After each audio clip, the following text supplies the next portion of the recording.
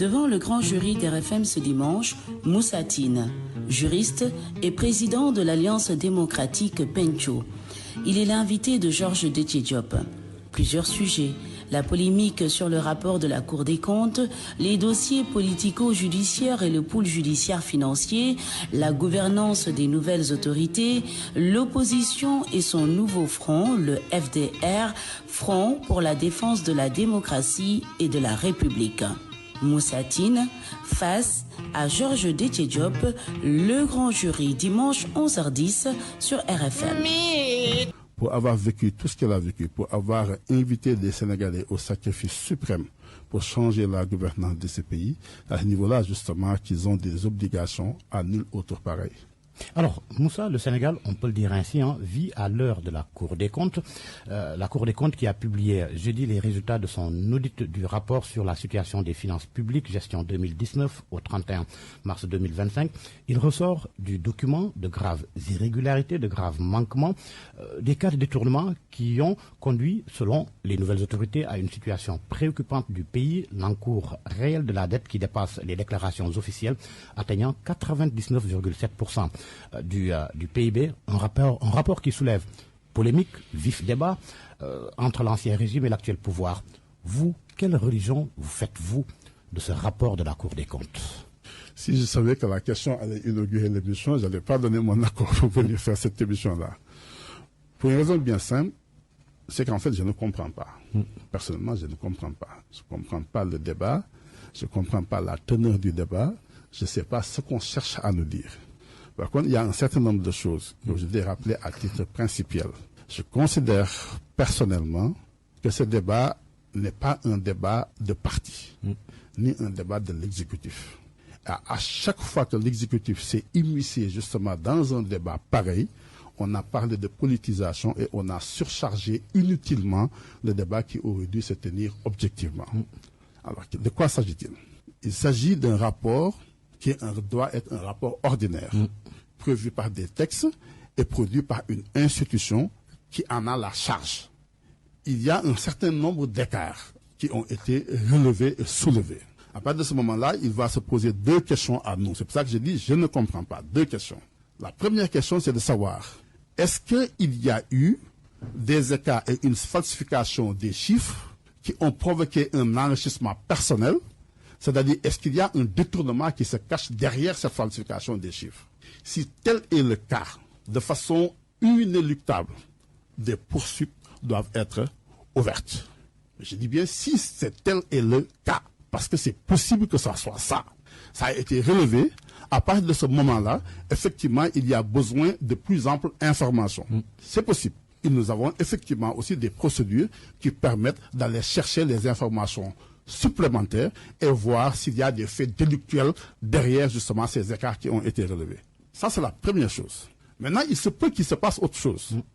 Vous-même, vous êtes dans une entreprise. Une entreprise a toujours deux sortes de bilans, qu'on le dise ou qu'on ne le dise pas.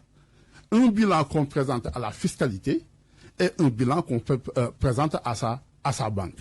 Il arrive souvent que, puisque l'État lève des fonds sur le marché financier, il arrive souvent que les comptables publics s'adonnent à cet exercice-là de falsification entre guillemets des chiffres pour pouvoir acquérir plus de fonds sur le marché financier. Ça arrive. Si c'est le cas, effectivement, il y a un problème de sincérité budgétaire, mais on ne va pas avoir la même qualification que s'il s'agissait justement d'un détournement. Qu'est-ce qui s'est passé? C'est ça qu'il faut aujourd'hui aller savoir. Ce n'est pas seulement parce qu'il y a un écart, il y a un truc, qu'il y a forcément un fait délictuel derrière. La troisième chose qui me pose problème justement à ce niveau-là, c'est quel est l'intérêt d'avoir et de tenir ce débat-là en public? C'est-à-dire que vous, Georges Déthié, vous travaillez quelque part, ou vous avez un compte bancaire quelque part, souvent vous avez besoin d'aller faire un prêt. Si vous allez faire un prêt, vous n'allez pas dire à votre banquier, ne vous limitez pas à lire les chiffres qu'il y a ici, parce que ne me regardez pas comme ça, il y a des chiffres qui sont là, voilà aujourd'hui ma situation et voilà les charges que j'ai. Mais vous n'allez pas dire à la banque qu'en définitive, moi, à la fin de l'année, je suis déficitaire. Parce que j'ai des charges que vous ne pouvez pas voir qui sont à Niaganyao, j'ai des charges ici, j'ai des charges pas ailleurs. Ce que vous faites, c'est que vous faites en sorte de présenter un bon profil bancaire. pour pouvoir obtenir un crédit justement de votre banque.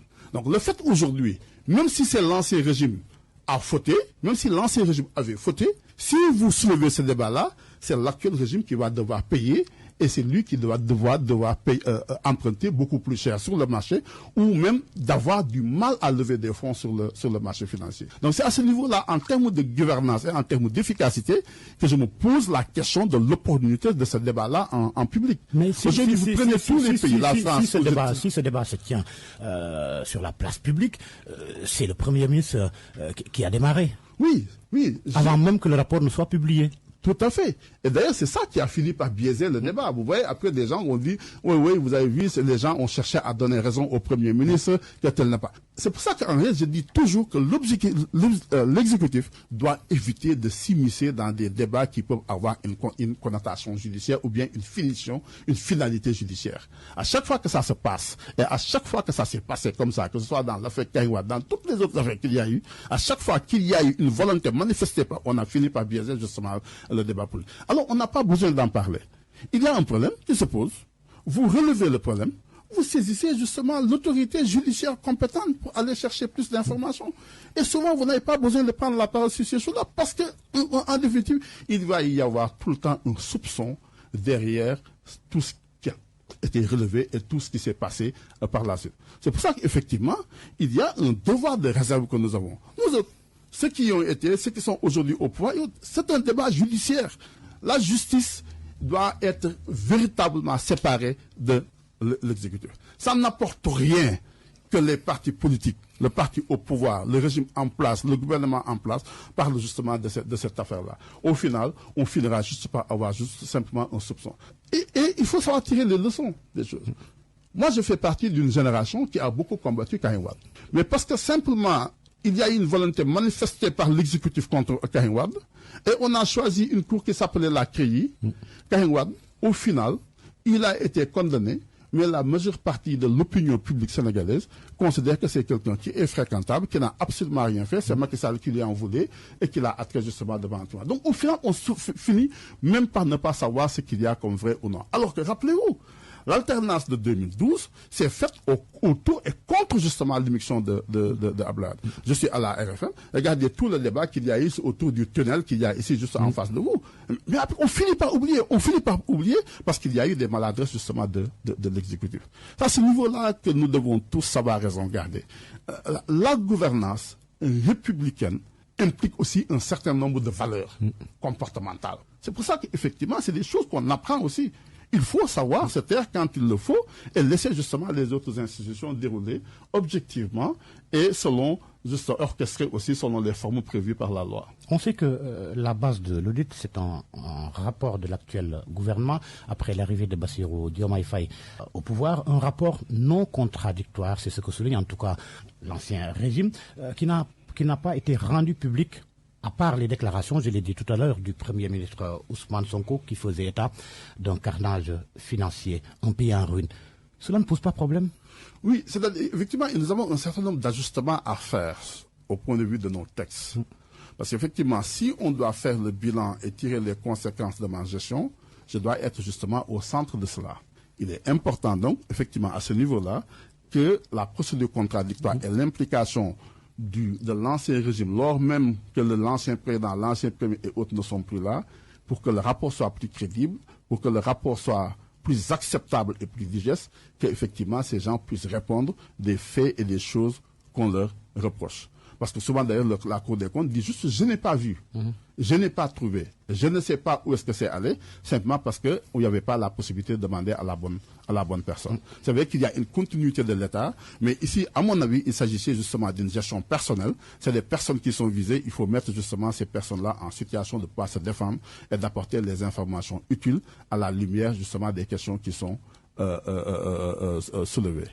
Et d'ailleurs, c'est aussi un autre problème, parce qu'on oublie que souvent, c'est les fonctionnaires qui ont souvent fait des sacrifices, qui ont travailler pour l'État, souvent qui ne connaissent même pas les partis politiques. C'est souvent ces fonctionnaires-là qui sont au-delà et qui ont pris des sacrifices, qui ont imaginé des procédures, qui ont imaginé des mécanismes, parce que c'est à un certain moment, il y a eu rareté de la ressource, on ne trouvait pas des fonds, on ne pouvait pas payer telle ou telle autre chose, nous avions des subventions à payer sur l'électricité et autres, et qui se sont débrouillés pour pas lever des fonds sur le marché international. Mais en voulant lever des fonds, si vous avez un taux d'endettement de 80%, vous ne pouvez pas aller ou vous levez plus cher.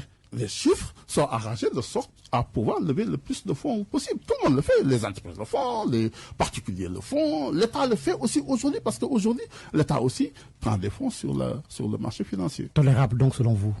Je ne veux pas faire ce que je refuse aux autres.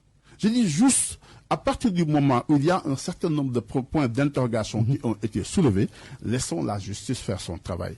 Je n'ai pas, moi, d'avis à donner. Le Premier ministre n'a pas d'avis à donner. Les gens n'ont pas appelé à faire telle ou telle autre chose pour suite contre telle ou telle autre personne. Il y a des mécanismes. Nous sommes dans une république. Nous sommes dans un État organisé. Il y a la possibilité pour chacun d'entre nous, à chaque fois de chercher à faire la lumière sur telle ou telle autre chose. Le ministre de la Justice, il est dans son rôle. Il n'a qu'à saisir justement les voies s'il y en a. Et au final, on finira juste par savoir souvent que ce n'est pas ce qui s'est passé. Peut-être qu'il y a autre chose, il y a d'autres explications qui auraient pu être données et autres. Mais il faut aller chercher justement là ces informations-là. Souvent sans chercher à incriminer qui que ce soit, par respect à la présomption d'innocence. Est-ce que c'est pas la Cour des comptes qui devrait aller beaucoup plus loin dans son audit? C'est ça que je suis en train de dire. On ne lui a pas donné justement les moyens parce que la Cour des comptes s'est limitée simplement à considérer la Cour des comptes qui avait produit d'ailleurs des rapports sur l'exécution des lois de finances 2019, 2020, 2021. Sans soulever justement tous les problèmes qu'il y a. Oui. Et sans soulever tous les problèmes qu'il y a ici aujourd'hui. Et d'ailleurs, c'est à ce niveau-là que nous avons en fait un certain nombre de questions et de problèmes de gouvernance dans notre pays. Le président de la République, je ne parle pas d'une personne, le président de la République, institution constitutionnelle, pose beaucoup de problèmes au fonctionnement de notre démocratie. Et ça, c'était ça qui était au centre justement de l'idée des assises. Il faut parvenir aujourd'hui à équilibrer les institutions. Il ne faut pas qu'on ait un président de la République qui soit trop fort pour accepter la production, empêcher, autoriser la production et la publication de tel ou tel autre rapport. Tant qu'un président est là, les institutions se gardent de dire des choses qui ne l'arrangent pas. Pour dire effectivement que nous avons un certain nombre d'ajustements à faire. Est-ce que la Cour des comptes aurait pu, sous la gouvernance de Macky Sall, sortir un rapport qui n'arrange pas Macky Sall ou qui relève en fait des griefs contre la gouvernance de Macky Sall? Est-ce qu'aujourd'hui, l'actuelle Cour des comptes a la possibilité et le pouvoir de défier et de refuser de répondre aux injonctions de l'actuel gouvernement? Donc, nous avons ces problèmes-là de gouvernance et d'équilibre institutionnel à régler pour le bon fonctionnement de notre démocratie et pour le respect des principes de l'État de droit. Carnage financier, marge de manœuvre réduite, et pourtant le ministre de l'économie déclare que la dette est soutenable. Et c'est à ce niveau-là qu'il y a eu beaucoup de choses. Par exemple, moi, quand j'ai vu le secrétaire général du gouvernement prendre la parole, j'ai dit voilà la bonne personne. Voilà la bonne personne, parce qu'en réalité, la Banque centrale est au centre justement de la question de la dette. Et la Banque centrale est bien au courant que tous les pays membres de la Banque, font ce maquillage des choses. Ils sont au courant. Tout ce qu'ils cherchent maintenant, tout ce qu'elle cherche à faire, la Banque centrale, c'est de voir si en fait la dette elle est soutenable. Parce que sur la question de la dette, il y a une évolution. Il y a une évolution doctrinale. Au départ, rappelez-vous, on disait qu'en fait le budget doit toujours être équilibré en recettes et en dépenses. Ensuite, on est venu dire oui, mais bon, aujourd'hui, l'équilibre doit être jugé au plan macroéconomique. De sorte que vous pouvez voir un budget qui est déséquilibré, mais on se rend compte qu'économiquement, on assure justement ce qu'on appelle les grands équilibres macroéconomiques. Aujourd'hui, vous allez au niveau de l'Assemblée nationale, on fait le tout, on rencontre Iaki et on vote une loi où dit le président de la République est autorisé à aller faire telle autre chose. C'est comme ça qu'on en est. Et c'est à ce niveau-là qu'on en est aujourd'hui. Donc, la question n'est pas aussi simple que ça. La question est beaucoup plus compliquée qu'on ne le pense. Et souvent, c'est des questions techniques. Bon, Après, c'est le sens commun qui va s'y immiscer. On va se lever, on dit, oui, mais au final, telle personne on a vendu le building administratif, on a vendu telle autre chose, on a vendu tel... alors que quand vous vous rendez compte de ce qui se passe, c'est qu'il n'y a pas eu de vente, il y a juste une opération financière qui a permis à l'État d'engranger des ressources supplémentaires. Et qui permettra également à l'État de reprendre ses bâtiments, le Soukouk. Oui, absolument. C'est-à-dire, qu'est-ce qu'on dit dans cette affaire-là? C'est comme si on disait, oui, Youssou N'Dour a vendu cet immeuble-là à la RFM. C'est exactement ça. Ou bien on dit l'État a vendu l'immeuble qui était sur la corniche, l'ancienne maison, par exemple, du président du Conseil économique et social à l'Université de Dakar. Quand vous regardez les choses comme ça, vous dites, mais comment on peut vendre cette maison-là, comment on peut vendre telle autre chose, alors qu'on oublie qu'en fait l'université elle-même appartient aussi à l'État. Donc au fond, c'est juste une opération juridique qui permet à l'État à la fois de vendre et de racheter dans un délai. En même temps. C'est aussi simple que ça. Mais après, bon, quand le débat est posé autrement, on va penser, oui, ces gens sont dangereux, ces trucs et autres. Je ne suis pas en train de les défendre. J'étais au devant de la scène pour combattre justement ce régime-là. J'ai fait partie de ceux qui ont travaillé pour qu'on change parce que je n'étais pas satisfait du tout alors de la gouvernance qu'il y avait justement dans ce pays-là. Mais justement, je ne veux pas que les mêmes erreurs se répètent. Je ne veux pas qu'on continue à avoir un débat politique biaisé. Je cherche à avoir une démocratie apaisée, un débat serein où au final, on a la juste situation des responsabilités des uns et des autres. Alors la Cour des comptes, Moussa Tine, a-t-elle respecté la loi dans la publication de ce rapport? On peut nous poser la question à propos du régime actuel. Si je pose la question, c'est parce que la loi dispose que dans les 3 mois suivant chaque nouveau mandat présidentiel, la situation globale des finances publiques et en particulier la situation du budget de l'État et de son endettement fait l'objet d'un rapport préparé par le gouvernement. Ce rapport, ajoute la loi, audité par la Cour des comptes et publié dans les 3 mois suivants. Aujourd'hui, on est à 11 mois. Oui, on a presque. Oui, ça a été aussi soulevé. Même si en 2019, il n'y a eu pas de cet audit des finances publiques. Oui, tout à fait. C'est-à-dire que ça, on l'a eu d'ailleurs. Le débat n'était pas nouveau.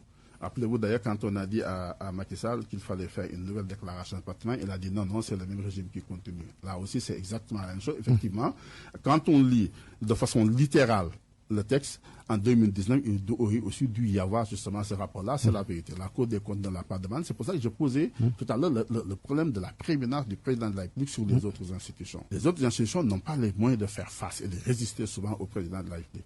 Et ça, c'est pour des raisons constitutionnelles qu'il faut aujourd'hui rééquilibrer. Dans le cas de figure-là aussi, nous avons eu ce débat-là. Rappelez-vous tout le débat qu'il y a. Combien de fois on a attendu? On dit oui, ça va arriver, ça va pas arriver, ça va arriver, ça ne va pas arriver. Et au final, ça finit par sortir. Et malheureusement aussi dans un contexte politique qui a totalement changé. Certainement même les uns et les autres n'ont pas eu. Mais de façon d'ailleurs plus générale, il y a un certain nombre de choses. Je pense qu'il faut aujourd'hui qu'on se donne les moyens des réformes utiles et efficaces. Ce débat aurait pu ne pas se poser si l'Assemblée nationale elle-même votait de façon efficiente et en toute responsabilité la loi de règlement. On aurait pu ne pas avoir justement tout ce qui se passe aujourd'hui. Et même si la Constitution avait été respectée totalement, le débat là ne se serait pas posé. Parce que rappelez-vous, si vous regardez dans la Constitution, les accords qui impliquent les finances de l'État ne peuvent être autorisés que par l'Assemblée nationale. Ça aussi, c'est dans la Constitution, c'est une disposition qu'on oublie. Mais même lorsqu'il faut aller emprunter, il faut au préalable aller demander l'autorisation de l'Assemblée nationale. Tout ça, on l'oublie. Donc ça veut dire quoi? Ça veut dire qu'au fond, aujourd'hui, toutes les questions-là, vous savez, Georges, moi, quand on me dit souvent, telle personne a pris tel ou tel autre argent, tel mécanisme a été utilisé pour arriver à tel, je ne suis jamais ému par le fait qu'on dise il y a eu 114 milliards, il y a eu 90 milliards. Le problème que nous avons, c'est pourquoi c'est possible. C'est des choses qui ne doivent pas pouvoir arriver. Pourquoi vous n'entendez pas, excusez-moi, je fais un peu de publicité, pourquoi vous n'entendez jamais de détournement à la Sonatel? Pourquoi pas à la B6? Pourquoi pas à RFM? Alors qu'il y a des gens ici qui manipulent tous les jours de l'argent parce que des gens vont venir payer pour un avis et autres. Mais vous avez pu mettre en place un mécanisme, des mécanismes qui font qu'il y a forcément une gestion. Il y a des choses que le comptable ne peut pas faire. Pourquoi vous n'entendez jamais parler en France de détournement de deniers publics? Vous allez entendre parler de corruption, vous allez entendre, mais vous n'allez jamais entendre parler de détournement de... On a parlé du cas Jean Castex ces derniers jours. Oui, mais rappelez-vous, Jean Castex, c'est pas ça. Il a accordé une subvention à quelqu'un, on considère qu'il n'en avait pas le droit. Pourquoi les présidents africains, je ne sais pas si vous avez vu le dernier, regardez le problème de Sarkozy sur la Libye. La France est beaucoup plus riche que la Libye. Les pays africains n'ont absolument rien. Pourquoi les présidents africains viennent chercher ici un financement de leur campagne électorale? Parce que simplement, ils ont mis en place dans les pays des mécanismes qui font que même le président de la Libye ne peut pas prendre de l'argent pour financer sa campagne électorale. Donc on vient ici en Afrique pour chercher de l'argent. On vient ici demander à ce qu'on appelle les amis africains. Parce que le mécanisme est tellement poreux qu'on peut à chaque fois aller prendre de l'argent et donner ça à des présidents africains ou européens. Donc il est possible aujourd'hui, et c'est ça le grand challenge que nous avons, il est aujourd'hui possible de travailler à mettre en place des mécanismes qui font que plus personne ne pourra détourner de l'argent public. C'est ça le défi que nous avons à relever. Nous avons à chaque fois entendu parler de telle personne a détourné telle autre personne. Dans quelques temps, on va oublier, on va passer justement à autre chose. Ce qui est notre responsabilité, surtout nous de notre génération, c'est faire en sorte que plus personne, quelle que soit ta position de pouvoir, quel que soit là où tu te trouves, quels que soient les moyens qui sont mis à ta disposition, que tu ne puisses pas, qu'il te soit totalement impossible de pouvoir prélever de l'argent dans les fonds de l'État. Justement, vous l'avez évoqué tout à l'heure, le garde des Sceaux, ministre de la Justice, qui annonce des poursuites judiciaires. L'APR affirme que les conclusions ne justifient pas cela. Comment procéder, Moussa, pour que la justice ne soit pas sélective, ne soit pas orientée, parce que c'est toute une chaîne qui est impliquée? Je ne dis pas, et je n'enlève pas au ministre de la Justice, même à l'État, le droit de dire, écoutez, tel ou tel point, j'ai des points d'interrogation, je demande l'ouverture d'une information judiciaire. C'est possible de le faire. Parce qu'il y a un certain nombre de questions sur lesquelles la Cour a mis justement un point d'interrogation. Mais la Cour n'a jamais dit que tel a détourné de l'argent. La Cour ne poursuit personne. La Cour n'a même pas recommandé en cours de poursuite contre telle ou telle autre personne.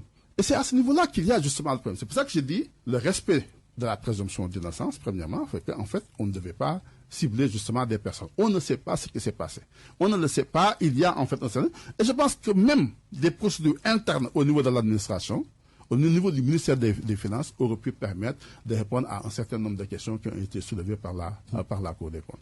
Et vous avez aussi tout à l'heure raison de le soulever. Si certainement on avait interpellé Abdoulaye Daouda Diallo, Amadou Ba et autres sur en fait les questions qui se sont posées et qui n'ont pas eu de réponse, certainement on aurait pu avoir une réponse qu'on pourra apprécier justement par la suite. Libre à eux d'ouvrir justement une information judiciaire, parce qu'une information judiciaire, c'est juste demander au juge d'aller enquêter pour savoir justement ce qui s'est passé. Alors, maintenant, vous posez une autre question qui est extrêmement importante. Et je le pense, je considère aujourd'hui qu'il est trop tôt pour demander à l'actuel régime de faire un bilan. Ça, je suis d'accord avec eux. Ils sont venus, ils ont trouvé une situation qui est là, ils cherchent justement à s'en sortir. Et je suis d'accord. Et je dis aussi que je prie qu'ils aient une réussite. Je prie qu'ils aient un bon bilan. Parce qu'il y a eu trop de situations et de sacrifices de la part des Sénégalais pour que ces gens-là échouent. Man yéene ma kenn lu bon yéene naa leen effectivement ñu réussir jàpp naa tam ne am nañ sax yéene réussir. Tout ça je le dis et je le mets sur la table. Par contre, il y a des choses qui sont à leur portée et qu'ils peuvent faire aujourd'hui. La rupture dans la gouvernance. Ça, on n'a pas besoin de délai. On n'a pas besoin de débat. Ça ne dépend pas de ce qui s'est passé avant. Ça dépend juste d'une volonté politique qui doit être portée et fortement exprimée. Je considère que même il y a des choses qu'on peut faire au plan économique aujourd'hui, parce que nous l'avions tous dénoncé. Faire baisser le prix du péage, on n'a pas besoin d'une loi ni d'une majorité à l'Assemblée, c'est à notre portée. Il faut aujourd'hui soutenir le pouvoir d'achat des Sénégalais. Nous avons commencé à produire du pétrole. Je considère que demain, la semaine prochaine, on doit annoncer une baisse des prix du carburant parce que ça coûte très cher justement aux Sénégalais. Et ça permettra effectivement de faire baisser d'autres produits comme le pain qu'adorent les Diola et les Halpolars. Donc ça, c'est à notre portée. Mais au point de vue justement de la gouvernance, nous avons vécu des choses terribles dans ce pays. Nous avons vécu des choses qui ont occasionné des morts d'hommes. Des jeunes sont morts. Des gens ont perdu leur boulot et autres. Donc ça, c'est à notre portée. Je pense aujourd'hui que la réforme de la justice, du pouvoir judiciaire est à notre portée. Il ne s'agit pas de dire est-ce que je peux être le président du Conseil supérieur de la magistrature ou non, parce qu'il y a un débat non, le problème ne se pose pas à ce niveau-là. Nous connaissons et nous savons, nous avons tous le même diagnostic sur les blocages d'une bonne administration de la justice. Ça, c'est des questions que nous pouvons adresser, que nous pouvons envisager tout de suite et mettre en place les réformes qu'il faut et le plus rapidement possible. Ça, c'est une interpellation directe qu'il faut faire justement à l'actuel régime en place. Des poursuites judiciaires, le cas échéant, doit-on aller jusqu'au plus haut niveau, comme le suggèrent certains, à traire l'ancien président Macky Sall devant la haute cour de justice pour haute trahison? Alors, la haute trahison n'est pas définie dans notre constitution, malheureusement. Vous savez, la haute trahison ne dépend que d'une chose, de la majorité à l'Assemblée nationale, parce que c'est une qualification qui est votée par l'Assemblée nationale. En cas de mise en accusation. Oui, il faut faire une mise en accusation, il faut une commission, il faut une résolution. La résolution doit être votée. Ensuite, après le procès, c'est seulement à ce moment-là que le procès va avoir lieu.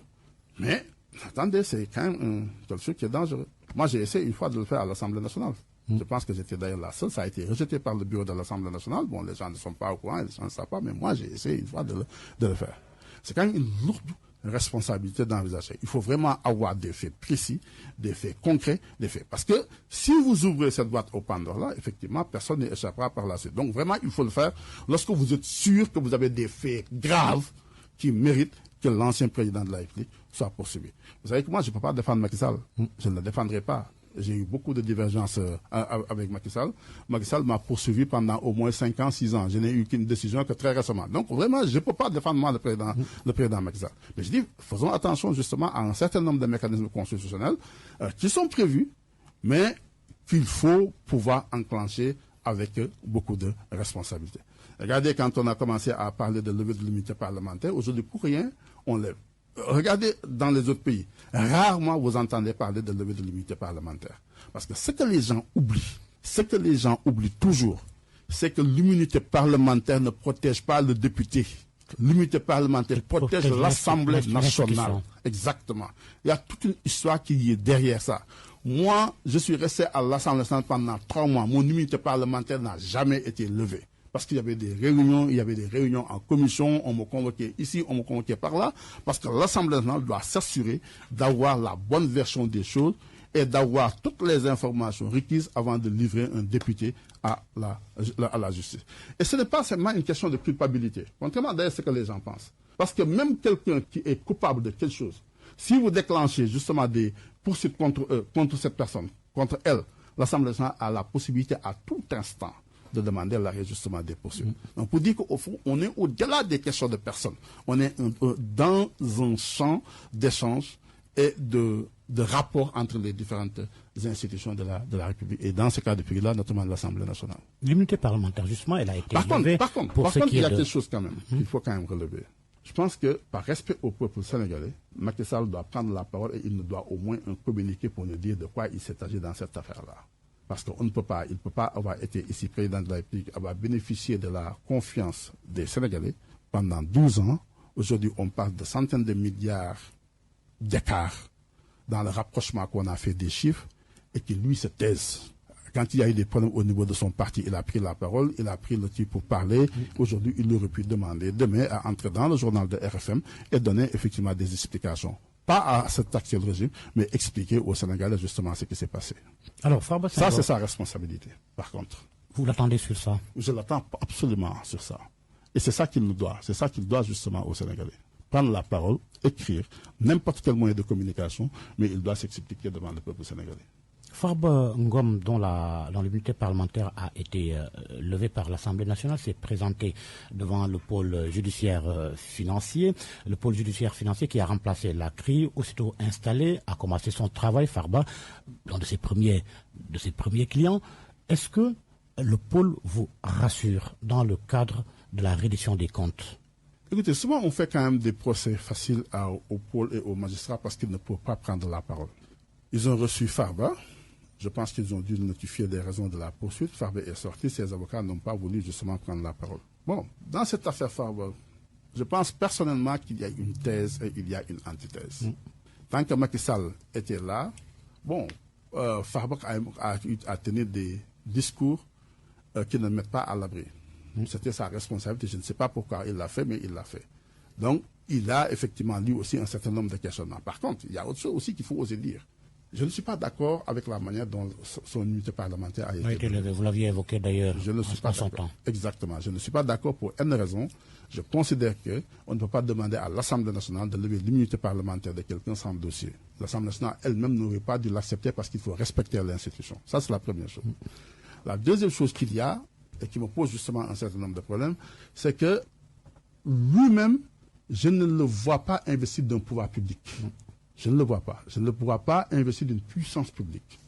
Il n'a pas de signature, il n'a pas de chéquier du trésor, il n'a pas de truc, il ne peut pas se donner de terrain, il ne peut pas se donner. Donc, à mon avis. Mais le blanchiment de capitaux n'est pas, même imputable si au cas des gens qui ont géré des fonds publics. Je ne sais pas pourquoi il est possible donc pour le dire. Mais au moins, il y a au moins quelque chose qui peut.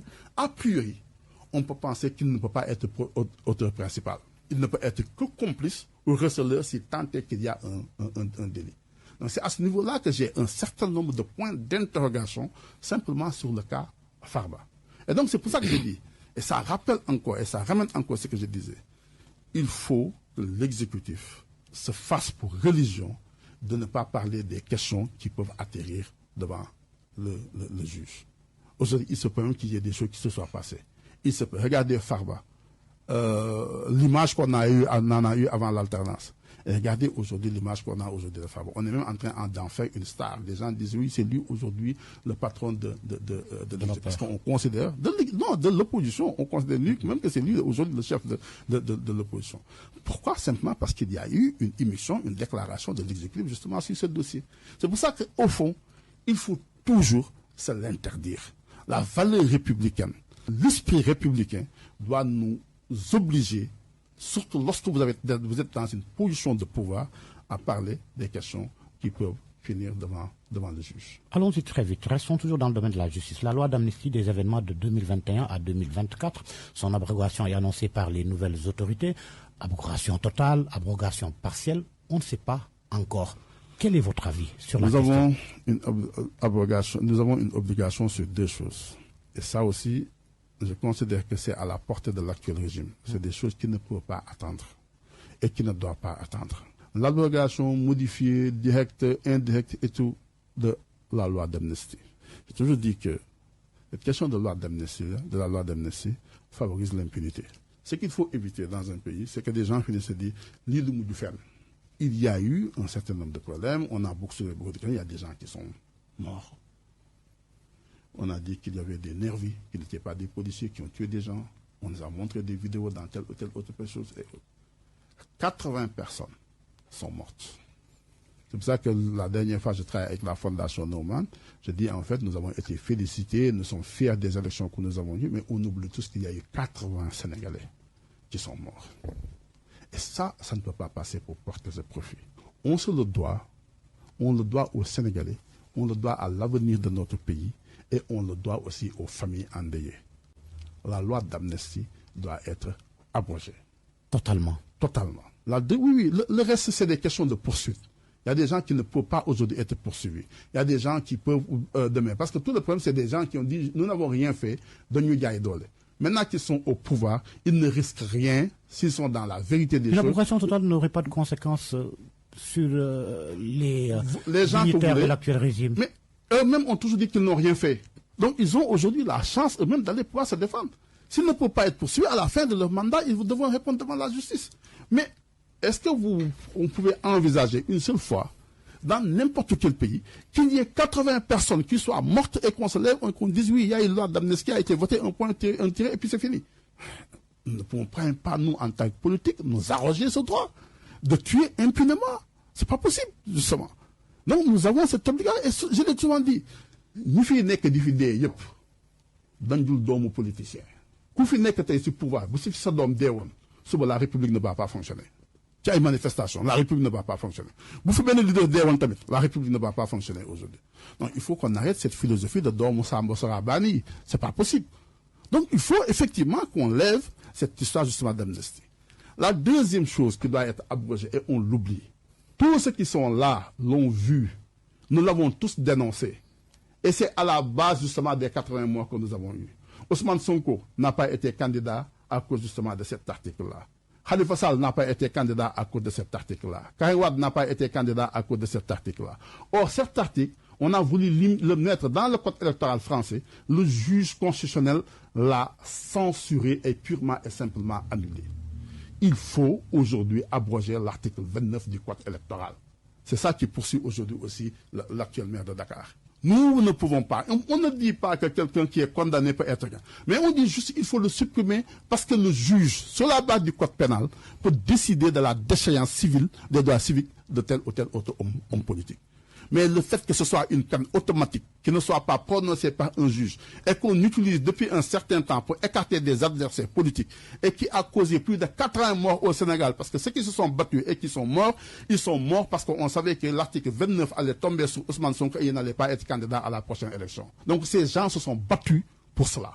Donc aujourd'hui, il faut qu'on abroge aussi cet article 29 du code électoral. On en parle depuis un certain temps. À chaque fois qu'on est dans l'opposition, on en parle et on veut. Et quand on est au pouvoir, on veut le maintenir dans le dispositif. Le pouvoir change. Article 29 doit aussi abroger. Ces deux choses ne peuvent pas faire de l'objet de débat ni de marchandage. Ça doit être automatique. Ceux qui sont aujourd'hui au pouvoir n'avaient pas la majorité. Aujourd'hui, ils ont même une majorité surqualifiée pour envisager toutes les réformes qu'ils veulent sur notre dispositif institutionnel juridique. Cela, justement, comment voyez-vous les 11 mois qu'ils sont passés à la tête de l'État? La gouvernance PASTEF vous rassure-t-elle en quelques secondes avant qu'on parle de l'opposition à laquelle vous appartenez? Écoutez, je l'ai dit tout à l'heure, il y a des choses effectivement qui ne dépendent pas d'eux. Ils ont trouvé un contexte, ils ont trouvé un certain nombre de choses, ils sont en train de savoir pourquoi impulser un certain nombre de choses. Mais je considère personnellement qu'il y a des choses qui sont à leur portée. Aujourd'hui, la réforme du Conseil constitutionnel, c'est à la portée de l'actuel régime. Nous ne pouvons pas avoir des conflits et des contentieux politiques et on dit que nous n'avons pas de juges compétents. On ne peut pas continuer à avoir un Conseil constitutionnel qui dit tout le temps qu'il n'est pas compétent. Il n'est pas compétent. Le juge béninois ne le dit pas. Le juge malien ne le dit pas, le Nigérien ne le dit pas. C'est parce que nous, dans notre dispositif constitutionnel, on continue encore à avoir des compétences limitativement énumérées pour le Conseil constitutionnel. Il s'agit juste demain de changer la loi et de donner au Conseil constitutionnel une compétence générale d'arbitre du jeu des institutions. Point. Ça prend une phrase et une majorité qualifiée de 90 ou 99, 100 députés, on en a 130 pour faire passer la loi. C'est à notre portée, il faut aujourd'hui le faire. Nous avons eu récemment un certain nombre de débats qui se sont posés à l'Assemblée. On ne sait toujours pas qui a raison. On a eu ça dans l'histoire de Idriss Seck, on ne savait pas si la résolution devait être votée. Parce que le Conseil était dit, je ne suis pas compétent parce que la loi ne me donne pas compétence, c'est la loi de 1992. Il est aujourd'hui possible d'abroger et de modifier demain cette loi-là et de donner au Conseil constitutionnel une compétence générale. Nous avons effectivement aussi, ce que les gens sont en train de faire, moi je ne suis pas d'accord. Je dis pourquoi. Il y a deux façons de faire une gouvernance. Vous avez aujourd'hui un ministère du tourisme et une agence chargée de la promotion touristique. Vous avez énormément de ministères et énormément d'agences. De sorte qu'aujourd'hui, nous avons des problèmes financiers, on emprunte pour payer. Alors qu'il est aujourd'hui possible, et nous l'avions tous dit avant la campagne, et durant la campagne électorale, il est aujourd'hui possible d'arriver à une rationalisation des maigres moyens de l'État. Il y a deux façons de gouverner aujourd'hui en management public. Où vous avez plusieurs ministères et peu d'agences. Où vous avez peu de ministères, 13 ministères à peu près, et vous avez plusieurs agences. Puisqu'il y a des agences qui sont opérationnelles, on considère qu'un ministre peut coordonner le travail de plusieurs agents. Et donc, on n'a pas besoin d'avoir plusieurs ministères. Mais aujourd'hui, nous avons à la fois plusieurs ministères et plusieurs agences. Ce qui fait que l'État met une bonne partie de son budget dans les salaires et dans le fonctionnement. Et donc, on ne peut pas payer, on ne peut pas aujourd'hui investir et autres. Donc, ça, c'est aussi à la portée de l'actuel régime. Rééquilibrer les choses, aller vers une économie budgétaire, faire en sorte d'injecter de l'argent au niveau des populations, favoriser le pouvoir d'achat. Si vous ne favorisez pas justement le pouvoir d'achat, vous n'avez pas dans les entreprises, donc il n'y a pas de consommation, les entreprises, leurs produits ne sont pas achetés, et si les produits ne sont pas achetés, les entreprises aussi ne payent pas d'impôts. C'est pour ça qu'aujourd'hui, nous sommes en train de performer sur la mobilisation de la ressource fiscale, mais il faut savoir que l'économie, c'est systémique. C'est-à-dire que c'est un ensemble justement d'éléments qui se tiennent. Vous agissez ici, ça se répercute sur telle ou autre chose. Donc c'est bien justement de mobiliser la ressource fiscale, mais il faut savoir que quand vous prenez de la ressource fiscale, vous enlevez aussi du pouvoir d'achat justement aux Sénégalais. Vous enlevez aussi une capacité d'investissement aux entreprises. Et j'aime bien rappeler d'ailleurs ça. La première fois en Angleterre que le budget a atteint 1 milliard, le ministre des Finances devant l'Assemblée a dit mais faites attention, regardez bien ces milliards parce que vous ne le verrez plus jamais. La question qui se pose, c'est de dire, est-ce qu'aujourd'hui, il faut demander à la RFM d'aller payer l'ensemble justement de ces impôts, d'accord, mais il faut savoir que si vous, si vous laissez aussi cet argent-là à la RFM peut recruter plus de gens et peut investir encore plus et payer demain encore plus d'impôts. Donc il faut avoir cette intelligence justement du mécanisme économique. Alors vous suivez le grand jury qui reçoit ce dimanche Moussa Tine, président de l'Alliance démocratique Pencco. L'opposition, une partie de l'opposition Moussa, a mis en place un nouveau front pour faire face au pouvoir, le FDR, le Front pour la défense de la démocratie et de la République. La démocratie est-elle toujours menacée? Bien. Alors, c'est une tradition sénégalaise. C'est-à-dire que dire que l'opposition se réunit, on le fait depuis tout le temps. CONACPO, FHTBRC, Benno Siggil Sénégal, Benno CPC et autres. Le CPC a été mis en place 11 mois après la première alternance de 2000. Ça ne veut pas dire qu'on choisit un chef de l'opposition. Ça ne veut pas dire qu'on a les mêmes vues. Certainement, moi, je n'ai pas les mêmes convictions, même les mêmes façons de voir les choses que les gens de la paire. Je ne fais pas la même lecture de leur bilan. Vous rejetez donc les propos selon lesquels l'Alliance est contre nature? Mais ça ne peut pas être contre nature. Vous avez dans notre Constitution quelque chose qui est extrêmement important. D'abord, un rôle dévolu aux partis politiques. Et notre Constitution dit que le Sénégal est une démocratie qui fonctionne sur la base d'une majorité qui gouverne et d'une opposition qui s'oppose. Que ces gens, pour être plus efficaces sur un certain nombre de choses et se faire plus entendre, parce que d'abord c'était Attel. Attel, c'était quoi? C'est-à-dire qu'on s'est dit, écoute, on va aller vers l'organisation d'une nouvelle élection. Nous avons un vide juridique. Il faut qu'on se réunisse pour pouvoir peser sur la décision et le décret que le président de la République va prendre. C'est ça d'abord, Attel. Aujourd'hui aussi, nous sommes dans ce champ-là. Il y a beaucoup de choses qui sont en train de se décider. L'opposition dit, écoute, on se met ensemble. Pas parce que nous avons des connivences, pas parce que nous avons des projets ensemble, mais parce que l'opposition doit aussi se faire entendre dans notre pays. Donc ça doit être encouragé. Comme le CPC a été encouragé. Maintenant, au moment de l'élection, aujourd'hui, nous ne préparons même pas d'élection. Mais il y a les locales en vue. Dans 2 ans. Est-ce que vous l'intégrez? Oui, non, on ne sait pas encore, on n'en a pas parlé. Tout ce qui intéresse les gens, c'est de dire, écoutez, aujourd'hui, nous sommes dans le cadre justement d'un état de droit. Nous avons un rôle que l'opposition doit jouer. D'ailleurs, j'ai écrit récemment que le plus mauvais service qu'une opposition peut rendre au pouvoir, c'est de se taire. Parce que ce qui stimule, ce qui challenge et ce qui donne des idées à un pouvoir en place, c'est la discussion et c'est le débat politique. Si l'opposition se tait, le pouvoir n'a même pas la possibilité de pouvoir mesurer justement l'opposition, l'état de l'opinion publique. Mais est-ce que le combat n'est pas perdu d'avance quand on sait que le Parti démocratique sénégalais s'est démarqué? Amadou Ba, l'ancien Premier ministre, qui fait cavalier seul, face à une machine PASTEF, même si elle est jeune? Au départ, on avait pensé, sérieusement, que tout le monde allait se retrouver justement autour de cette table-là. On le pense. Au dernier moment, il y en a qui ont pensé que ce n'était pas opportun pour eux de venir et autres. Mais ça va faire justement du chemin. Ceux qui sont encore là et qui croient justement à l'unité de l'opposition, selon des vertus d'ailleurs républicaines, ont aussi le droit de s'unir. Et d'ailleurs, ils doivent bien ça justement à notre démocratie. Cet éclatement des forces politiques qu'il y a dans notre pays, il faut aujourd'hui, tant que nous avons des alliances et des mécanismes qui peuvent être mis en place, aujourd'hui, demain d'ailleurs, si le gouvernement voulait parler à l'opposition, ce serait bien qu'il retrouve qu'il y a une structure qui s'appelle FDR et il saura à qui justement parler. Et ça, il n'y a qu'Abdou Diouf qui a eu l'intelligence de cette situation-là. Abdou Diouf a eu beaucoup de problèmes avec Abdoulaye Wade. Abdoulaye Wade a été condamné plusieurs fois sur Abdou Diouf. Des condamnations qui ont même pu impliquer une perte de ses droits civiques, de ses droits politiques. Mais Abdou Diouf a toujours réhabilité Abdoulaye Wade et l'a ramené dans le champ politique. Parce que Abdou Diouf a toujours compris que dans une démocratie qui fonctionne, il vaut mieux pouvoir identifier son opposition.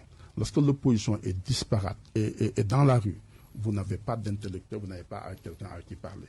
De sorte qu'à chaque fois que Diouf a voulu faire une décrispation, il savait qu'il fallait discuter avec Wade, l'amener autour d'une table ronde, rappelez-vous de cette situation, ou l'amener à 2 fois dans ce qu'on a appelé un gouvernement de majorité élargie.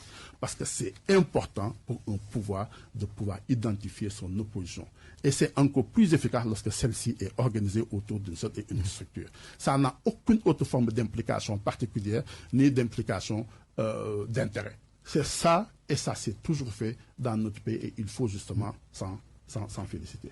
Maintenant, le reste, c'est de la conjoncture. C'est normal que ceux qui sont là puissent parler et dénigrer ceux qui sont ici dans l'opposition. C'est tout à fait normal. Ça ne me gêne pas du tout. Justement, votre parti ADP, depuis sa création en 2009, privilégie les alliances. Vous avez combattu Abdoulaye Wade, Macky Sall, au sein de Tahaou que vous avez quitté. C'est cette même démarche qui vous anime toujours face au nouveau pouvoir? Ce que j'ai compris récemment, c'est qu'en politique, l'égoïsme est aussi important que l'altruisme. Et il faut justement travailler aussi pour ça. Je suis vraiment beaucoup le débat politique, je vois justement ce qui se passe. Je regarde les ressources qu'il y a ailleurs, je regarde aussi les ressources qu'il y a au niveau de Pentio. Je sais que nous avons notre partition à jouer. Et cette année, c'est ça l'année de Pentio. On va y aller, on va se battre, on va exister sur le champ politique et on va décliner justement les ambitions que nous avons pour notre pays. Nous sommes en pleine réorganisation. Comment ce sera l'année Au mois d'avril déjà, le Pentio, l'AD Pentio va aller en congrès de renouvellement, mais en congrès de refondation. Mais nous allons effectivement aussi en faire un moment politique parce que nous avons des réformes et des propositions concrètes que nous allons justement faire au Sénégal. Ça va peut-être paraître assez bizarre parce qu'on ne connaîtra pas ça, mais ce sera effectivement les réformes qu'il faudra aujourd'hui envisager. Notre pays s'est beaucoup battu autour des questions de contestation. Et on a souvent fait le choix sur la question de la contestation. Et le leader de l'opposition a été toujours choisi dans la logique de celui qui s'oppose le plus fermement contre le pouvoir qui est en place. Aujourd'hui, il faut aller dans un sens précis, c'est-à-dire voir celui qui fait les meilleures propositions pour transformer, pour mettre enfin le Sénégal sur justement les rampes du développement. Parce que les populations ont assez attendu, ils se sont assez sacrifiés, ils ont tout donné aux hommes politiques, mais jusqu'à présent, en réalité, c'est les mêmes batailles qu'on mène tout le temps. Contre tous les régimes, nous avons mené les mêmes batailles.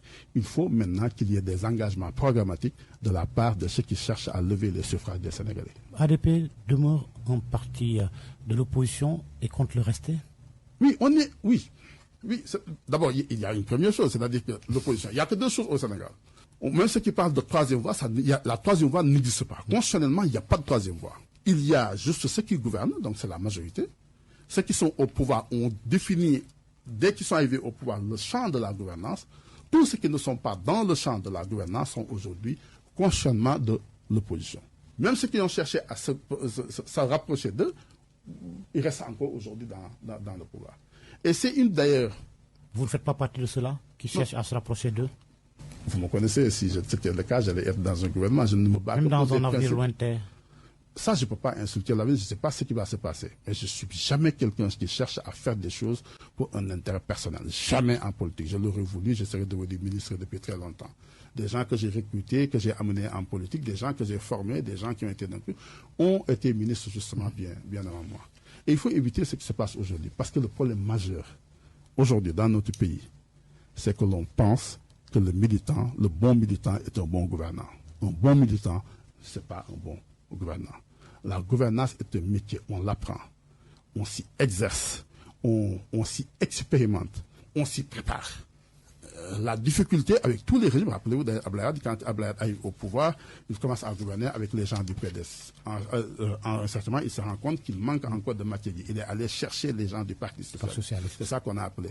Macky Sall a fait exactement la même chose. Cela ne devait pas faire cette erreur-là, parce que j'entends aujourd'hui des gens qui prennent la parole, qui sont directeurs généraux quelque part, qui sont ministres d'ailleurs quelque part, et qui ne peuvent pas distinguer un problème budgétaire et un problème de trésorerie. Quand vous avez justement ces choses-là, quand vous avez des gens, le premier poste c'est être DG ou être ministre, effectivement, vous avez forcément des problèmes de fluidité dans la gouvernance. Je ne dis pas, mais la question de la gouvernance, ce n'est pas une question qu'on prend comme ça à la légère. Des nouvelles de votre ami Talla Sylla, vous en avez? Oui, on se parle très souvent. Il est encore là dans le champ politique. Il a une très grande longévité en politique. Mais chacun d'entre nous a une possibilité de retrouvailles? Non, chacun d'entre nous a son chemin. Il est au niveau de Djefdiol. Moi, je suis justement au niveau de Pentio. Bon, maintenant, sauf s'il venait prendre la carte de Pentio, je ne le refuserai pas. Merci Moussa Tine. Merci d'être venu au grand jury. Moussa Tine, président de l'Alliance démocratique Pentio. Merci à vous également de nous avoir suivis. Excellent dimanche à toutes et à tous et à dimanche prochain.